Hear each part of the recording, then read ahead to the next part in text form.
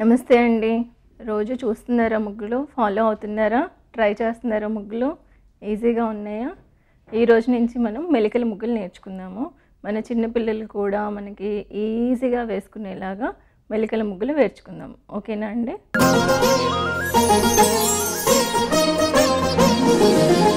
ఈరోజు మనం మెలికల ముగ్గు వేసుకుందాము.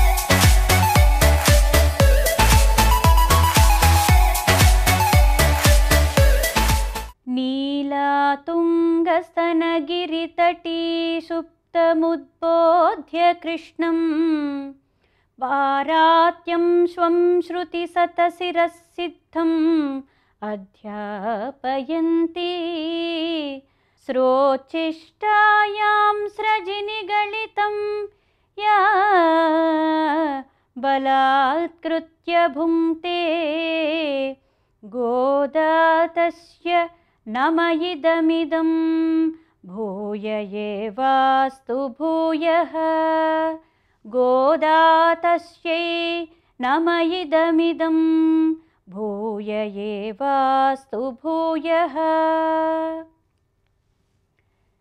ఈటీవీ అభిరుచి ప్రేక్షకులకు నమస్కారం. గోదాదేవి చరిత్ర మొదలుపెట్టుకున్నాం కదా. ఆవిడ ఈ మాత్రంగా పెరిగింది. కాస్త తన తోటి పిల్లలతో ఆడుతూ పాడుతూ విష్ణు కథల్ని ఆకళింపు చేసుకుని విష్ణువు మీద, ఆ శ్రీహరి మీద, ఆ రంగనాథుడి మీద అనేకమైన ఎన్నో అనుభూతుల్ని పొంది ఎన్నో ఊహలు అల్లుకొని తనతో పాటు ఆ ఊహల్ని, ఆ ప్రేమ బంధాన్ని కూడా పెనవేసుకుంటూ ఈ కోదై అన్నందుకు తానే ఒక మాలగా, ఒక ప్రేమ మాలికగా తాను విష్ణువు మెడలో వేసుకోవడానికి, తనను తాను అర్పించుకోవడానికి సిద్ధంగా తయారైంది. అయితే ఈవిడ ఒకనాడు తన తండ్రి అయిన విష్ణు చిత్తుణ్ణి అడుగుతుంది. అతడు ఈవిడికి భాగవత కథలు, గోపికల అనన్య భక్తి, ఆ మధుర భక్తి, వారి భక్తి ప్రపత్తులు ఇవన్నీ చెప్పి ఉండడం చేత తాను కూడా ఆ కృష్ణుణ్ణే భర్తగా పొందాలి అనే ఒక చక్కని కోరికను వెలుబుచ్చింది. దానికి విష్ణు చిత్తుడు అంటాడు, గోపికలు, కృష్ణుడు, రేపల్లె, బృందావనం, యమున, వారు నిర్వహించిన కాత్యాయని వ్రతం ఇవన్నీ ఎక్కడో ద్వాపర యుగంలో జరిగాయి. ఈ యుగంలో ఇవి సాధ్యం కాదు. ఈ కాలంలో విష్ణువు ఇప్పుడు వటపత్రశాయిగా ఒక విగ్రహ రూపంలో ఉన్నాడు కదమ్మా, నువ్వు ఎలా భర్తగా పొందుతావు అంటే అప్పుడు దానికి గోదాదేవి ఒక చక్కటి జవాబు చెప్పింది. ఆ గోపికలు ఏ విధంగానైతే వ్రతాన్ని ఆచరించి కృష్ణుణ్ణే భర్తగా పొందారో తాను కూడా వారినే అనుసరిస్తూ, అంటే ఇక్కడ ఉన్న ఈ విల్లిపుత్తూరు ఏదైతే ఉందో దాన్నే నేను బృందావనంగా, నందవ్రజంగా భావిస్తాను. ఈ కావేరీ నదిని యమునా నదిగా భావిస్తాను. నా చెలులు సఖులు ఉన్నారు కదా, నాతో ఆడుతూ పాడుతూ ఉన్నవారు, వారే గోపికలు. వీరందరితో కలిసి ఆ గోపికలు ఏ విధంగానైతే కాత్యాయని వ్రతాన్ని ఆచరించారో ధనుర్మాసంలో, ఆ వ్రతాన్ని నేను అనుసరిస్తాను. కృష్ణుణ్ణి తప్పకుండా నేను భర్తగా పొందుతాను అనే ఒక బలమైన విశ్వాసాన్ని ప్రకటించింది. అయితే విష్ణు చిత్తుడు అంటారు, ఇలాంటి వ్రతాల్ని, ఇలాంటి తపస్సుల్ని నేనెక్కడా చూడలేదమ్మా. ఇదేం వ్రతం అంటే, లేదు నాన్నగారు, నేను ఈ వ్రతాన్ని ఆచరిస్తాను, కృష్ణుడు తప్పకుండా నాకు భర్త అవుతాడు అనే ఒక విశ్వాసాన్ని, ఒక పట్టుదలని ప్రదర్శించి తాను ఆ పనిలో నిమగ్నమైపోయింది. అయితే ఇక్కడ మనం కాస్త గమనించినట్లయితే తాను గోపికల అనన్య భక్తిని పట్టుకుంది. అయితే గోపికలు బహుశా ఈ వ్రతాన్ని ఒక్కరోజే చేసినట్టుగా భాగవతంలో ఉంది. వారు ఈ వ్రతాన్ని ఎలా ఆచరించారు అనే విషయాన్ని మనం తదుపరి భాగంలో తెలుసుకుంటాం. అంతకన్నా ముందుగా విష్ణు చిత్తుని భాగవత గాథలను విన్న గోదాదేవి ఆ గోపికల రీతిగానే వారు కాత్యాయని వ్రతాన్ని ఒక్కరోజు నిర్వహిస్తే తాను ఈ ధనుర్మాసం 30 రోజులు నిర్వహించుకొని ఆ కృష్ణుని భర్తగా పొందుతాను అనే ఒక గొప్ప సంకల్పాన్ని ఏర్పాటు చేసుకుంది. ఈ క్రమంలో ధనుర్మాసం ఎప్పుడు ఆరంభమవుతుందా, తాను ఎప్పుడు ఆ వ్రత నియమాల్ని పాటిస్తూ తన తోటి వారిని కూడా అందులో ఇమిడ్చి ఆ మార్గంలో పయనిద్దామా అని వేచి చూస్తోంది. ఇంతలో ఏమైంది అంటే విష్ణు చిత్తుడు రోజు విష్ణువు కోసం మాలల్ని కట్టి అందమైన పూమాలికల్ని ఏర్పాటు చేసుకుని ఒక బుట్టలో పెట్టుకుని వటపత్రశాయికి కైంకర్యం కోసం తీసుకువెళ్తూ ఉండేవాడు. అయితే ఆయన మాలల్ని కట్టి పెట్టగానే గోదాదేవి విష్ణువు మీద ఉన్న అపరిమితమైన ప్రేమతో ఆ మాలల్ని తానే ధరించి ఒకసారి చూసుకొని, అంటే చూడండి, మనకి ఎక్కువ ప్రేమ ఎవరి మీద ఉంటుంది? మన కుటుంబ సభ్యుల్లో, మన పిల్లల మీద ఉంటుంది. ఆ పిల్లలకి మనం ఒక పదార్థాన్ని ఎంతో ప్రీతిపూర్వకంగా, పోని పిల్లలకి, కుటుంబ సభ్యులకి, భర్తకి, ఎవరికైతే వారికి ఎంతో ప్రీతిపూర్వకంగా ఓ వంట చేసి పెట్టాలనుకోండి, ఏం చేస్తాం? వండేసి వెంటనే వారికి వడ్డించేయం. వారికి వడ్డిస్తున్నాము, వారు నాకు ఎంతో ఇష్టమైన వారు, ఈ పదార్థం తిని నా పిల్లలు బాగుండాలి, నా కుటుంబీకులు బాగుండాలి, మెచ్చుకోవాలి, ఆరోగ్యంగా ఉండాలి, దీన్ని ఆస్వాదించాలి అనే భావనతో ఏం చేస్తాం, వెంటనే దానికి కాస్త రుచి చూస్తాం. రుచి చూసి మధుర పదార్థం అయితే చక్కెర, నెయ్యి వగైరాలు సరిపోయేలా లేదా మరొక పదార్థం అయితే తీపి, పులుపు, కారం ఇవన్నీ సరిపోయేయా లేదా అనే విషయాన్ని తెలుసుకొని ఏమైనా ఎక్కువ తక్కువలు ఉంటే సరి చేసుకొని వారికి వడ్డిస్తాం. అదేవిధంగా అంటే అంత ప్రేమ, మనకి అంత ప్రేమ ఎక్కడ ప్రదర్శిస్తామో ఈ ప్రక్రియ తప్పకుండా జరుగుతుందండి. కావాలంటే మీరు మీ దైనందిన జీవితంలో కూడా ఒకసారి గమనించుకుంటూ ఉండండి. అదేవిధంగా ఆ రంగనాథుణ్ణి, ఆ వటపత్రసాయిని తాను ఎంతగా ప్రేమించింది అంటే ఆ మాలికల్ని అలా సమర్పించేయడం కాకుండా ముందుగా తను ధరించేది, తన కొప్పులో తన్ని ధరించి ఆ నూతిలో ఆ నీటి నీడలో తన ప్రతిబింబాన్ని చూసుకొని మురిసిపోయి, నాకే ఇంత అందంగా శోభిల్లుతున్నాయి కదా ఈ పూమాలికలు, ఇక ఆ వటపత్రసాయికి ఇంకెంత అందంగా అతని మెడలో శోభిల్లుతాయో అనే ఒక భావనతో ఆ మాలికల్ని తాను ఏదైతే ముడిచి విసర్జించిందో ఆ మాలికల్ని మళ్ళీ బుట్టలో పెట్టి తండ్రి వచ్చే వేళకి సిద్ధంగా ఉంచేది. ఇలా కొన్నాళ్ల పాటు సాగింది. ఇలా సాగుతూ ఉన్న తరుణంలో ఒకానొక నాడు ఏమైంది అంటే, ఇలా తండ్రి పూమాలికలు కట్టడం, ఆమె అతను లేని సమయంలో వాటిని తాను ధరించి చూసుకుని మురిసిపోయి తిరిగి కైంకర్యం కోసం సిద్ధం చేయడం, ఇలా కొన్నాళ్ల పాటు సాగాక ఒకనాడు ఏం జరిగింది అంటే ఆ విశేషాన్ని రేపటి భాగంలో మనం తెలుసుకుందాం. చూడరమ్మ సతులాల శోభాన పాడరమ్మ, కూడున్నతి పతి చూడి కుడుతనాంచారి, శోభాని శోభాని శోభాని శోభాని. స్వస్తి. ముందు చక్కెర పొంగల్ చేయడానికి అవసరం గిన్నెవు ఏది ఇలా పట్టుకురా, ఇది అది ఓయ్ అది ఇలా పట్టుకోవచ్చు. అక్కడ పెట్టు, అక్కడ పెట్టు, వెలిగించు. అక్కడ లైటర్ అనేది ఒకటి ఉంటుంది, మీకు తెలుసా? నాకు తెలుసు, నీకే తెలియదు. ఇదిగో ఎప్పుడైనా చేస్తే కదా. కోపం ఎక్కువే, ఉప్పు తగ్గిపోద్ది. పొగరు తగ్గాలి ముందు. చెప్పండి అన్నయ్య గారు. ముందు బియ్యం వేసి బియ్యం వేసి దోరగా వేయించాలమ్మా కొంచెం. అలాగే ఈ పెసరపప్పు కూడా ఇప్పుడే వేసేయాలా? 3 వంతులు బియ్యం అనుకో, 1 వంతు మాత్రమే పెసరపప్పు వేస్తాం. ఓహో, మీ ఇద్దరిని చూస్తుంటే నాకు చూడ ముచ్చటగా ఉందండి. ఏమేమో అన్నయ్య గారు, నువ్వేమో లక్ష్మమ్మ, ఏందో 1946 లవ్స్ ఇవన్నీ. గొప్ప జాల తర్వాత ఈ రిలేషన్స్ ఉండవు. అవును బాబాయ్, అంతా గాలి తిరుగుళ్ళే ఉంటాయి. మెల్లగా మెల్లగా మెల్లగా చెక్క అరిగిపోద్ది. నువ్వు కలుపు. సున్నితంగా చేయాలి ఏ పని చేసినా. అబ్బా, జస్ట్ లైక్ అడుగున మాడిపోద్ది సున్నితంగా చేస్తే. అడుగు మాడిపోతుంటుంది, పైన అసలు బ్యాగ్. కలుపు. మాట కొంచెం తగ్గించు. నువ్వు ఏదో చేసేటట్టే ఉన్నావు ఈ బాబాయ్ హోటల్ని. ఈ అమ్మ చిన్నప్పుడు నీకు వస ఎక్కువ పోసినట్టుంది, అందుకే పొట్ట నిండా మాటలే. రా మా ఇంటికి రా, మా సుబ్బలక్ష్మి పెళ్లి చేసుకుంటే మొత్తం దిగిపోద్ది. ఈ మధ్య బిరుదు కూడా ఇచ్చారు వాడికి.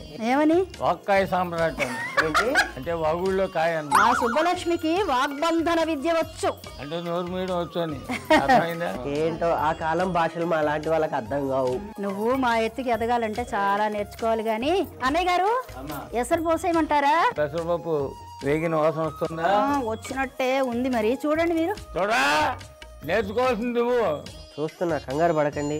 ఇద్దరు కలిసి అటు ఇటు కంగారు పెడుతున్నారు నన్ను. అబ్బా, నువ్వు మమ్మల్ని కంగారు పెట్టకుండా ఉంటే చాలు. వస్తుంది. వచ్చిందా? వచ్చింది వాసన. ఇప్పుడు 2 కప్పులు దీనికి సరిపడ్డట్టు నీళ్లు పోసుకోవాలి. అన్నయ్య గారు వేసేయమంటారా? అత్త మెల్లగా. ఇప్పుడు పోసే ఒకటి.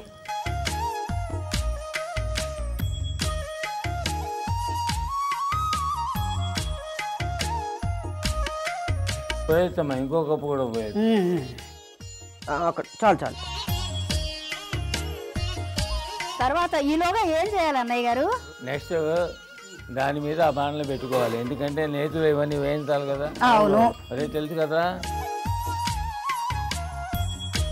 నేనున్నా కదా. ఇది వంటగది, ఓ పద్ధతి ప్రకారం చేయాలి. అవును. దీన్ని ముందుగా ఏం వేసుకోవాలరా దాంట్లో? నెయ్యి.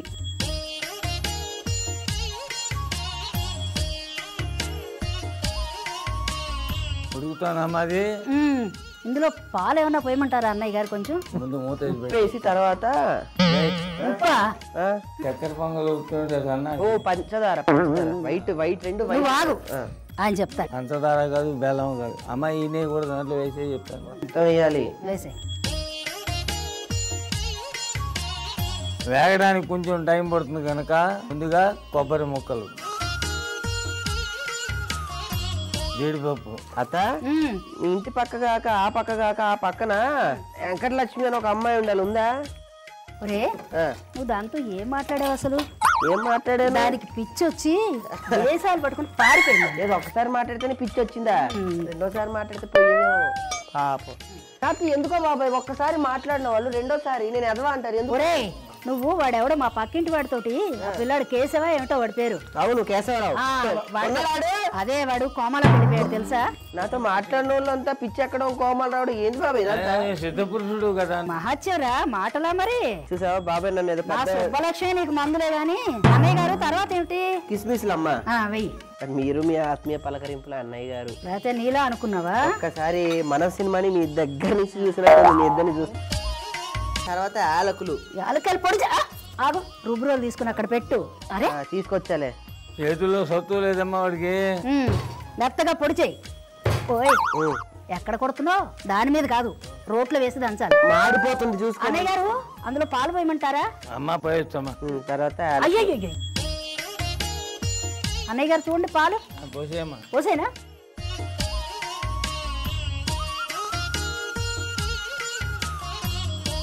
స్టవ్ కట్టే మాడిపోతున్నాయి. అది ఇప్పుడు అవన్నీ తీసుకొచ్చింది లే మెల్లగా మెల్లగా లే దగ్గరకు లే.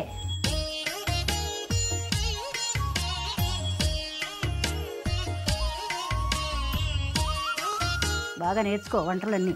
నేర్చుకుంటా. నీ ఇంట్లో కూడా నేనే చేయాలా? నా కూతురికి ఏం రావన్నీ నువ్వే చేయాలి. నీకు మాత్రం ఏమన్నా వచ్చినట్టు. మీ మావయ్య ఉన్నాడుగా. అదే నేను కల్లో కూడా అనుకున్నా. మేము అనుకోవాలి ఆ మాట. నా కూతురు ఏమైపోతుందో నీకు ఇచ్చి పెళ్లి చేస్తే. కాస్త మూత పెడదా ఉండు, మగ్గిపోతుంది. ఇప్పుడు ఆ బియ్యము, పెసరపప్పు, మనం వేసిన జీడిపప్పు ఇవన్నీ బాగా ఉడకాలి. ఉడికిన తర్వాత మనం దాంట్లో ఏం వేసుకుంటాం? అదే ఇప్పుడు మనం అవి వేసేయాలిగా. అవి అదే అదే ఇద్దరికి తెలుసు చెప్పరే. కలకండ. కలకండ వేయాలి. కలకండ అంటే దాన్నే పటిక బెల్లం అంటారు. కలకండ అంటే కూడా తెలియదు. ఊర్లో నుంచి బస్సు ఎర్ర బస్సు దిగి నాకు తెలుసు, నీకు తెలుసా లేదా అని. అది వేస్తే చక్కెర పొంగలి అయిపోయింది. అబ్బా అది ఉడికింది కదమ్మా చూడు. ఉడికిపోయింది. దాంట్లో చక్కగా పచ్చకర్పూరం వేసి చెప్తాను. ఇప్పుడు నువ్వు కూడా సాయిబాబా లెక్క చేయబెట్టవా? నువ్వు పెట్టు, నువ్వే సాయిబాబా లాగా ఉన్నావు. అమ్మో పచ్చకర్పూరం ఏమో చాలా అన్నయ్య గారు ఇంకొంచెం వేనా? చాలమ్మా, చాలు. ఎక్కువ తింటే మళ్ళీ హాస్పిటల్ పడాలి. ఇప్పుడు చక్కగా దాంట్లో కలకండ కూడా వేసేయండి. ఓయ్ పట్టుకో, నేను వేస్తాను. అలా పట్టుకుని నించో. అసలు హోటల్ పేరే మార్చేద్దాం అనుకుంటున్నాను. ఏమని? బాబాయ్ హోటల్ తీసేసి అత్తయ్య హోటల్ అని పెడితే అట్లా. అవును, ఆవిడే యజమాని, అల్లుడు అసిస్టెంట్. అంతే కదా మరి. ఏదైనా బాబాయ్ హోటల్ అంటే ఆ పేరులోనే ఉంది. షుగర్ ఉందా ఎవరికి? నీకే. మా ఇంట్లో బోలెడు ఉంది. నేనంటే నువ్వు ఇంట్లో కాదు. చమత్కారం ఎక్కువే అత్తకి. ఎక్కువ ఎటకారం ఎక్కువే. వేసే మొత్తం అత్త అయినా నేను ఏమన్నాను నన్ను కొట్టడానికి? చెప్పు నువ్వు చెప్పు. బొట్టు రెడ్డు బొట్టు పెట్టుకోండి అన్న. తెల్ల చీర కట్టుకోకుండా చక్కటి చీరలు కట్టుకోండి. తెల్ల చీర ఏంటి అంటే మంచి చీరలు కట్టుకోండి, బొట్టు మంచి పెట్టుకోండి, గాజులు ఎక్కువ వేసుకోండి, పౌడర్ గీడర్ కాకుండా మంచి మేకప్ గీకప్ వేసుకొని రండి. అంటే ఆ వెంకటలక్ష్మి అయితే మరీ నువ్వు నన్ను దుంపదేగా. మా ఆయన ఇంతవరకు నాకు చెప్పలేదు, నువ్వు చెప్తావు అని మీద పడిపోయిందే. వామ్మ ఉరువచ్చి పెట్టట్టు పడింది దాని దుంపదేగా ఈ హైట్.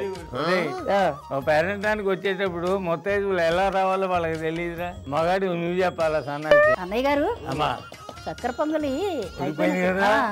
మూత పెట్టి అమ్మా, స్టవ్ ఆఫ్ చేసేయండి. ఇంకా చక్కెర పొంగలి ఎలా చేసాము అంటే, చక్కెర పొంగలి ఒక గిన్నెలో బియ్యం పెసరపప్పు వేసి దోరగా వేయించాలి. ఇందులో నీళ్లు పోసి ఉడికించాలి. మరో గిన్నెలో నెయ్యి వేసి, నెయ్యి కాగిన తర్వాత కొబ్బరి ముక్కలు, జీడిపప్పు, కిస్మిస్, యాలుక్కాయల పొడి వేసి వేయించాలి. ఇప్పుడు ఉడికిన బియ్యంలో పాలు వేసి వేయించిన మిశ్రమం కూడా వేసి ఉడికించాలి. ఇప్పుడు ఇందులో పచ్చకర్పూరం, కలకండ వేసి ఉడికించాలి. అంతే, అమ్మవారికి ఎంతో ఇష్టమైన నైవేద్యం చక్కెర పొంగలి రెడీ.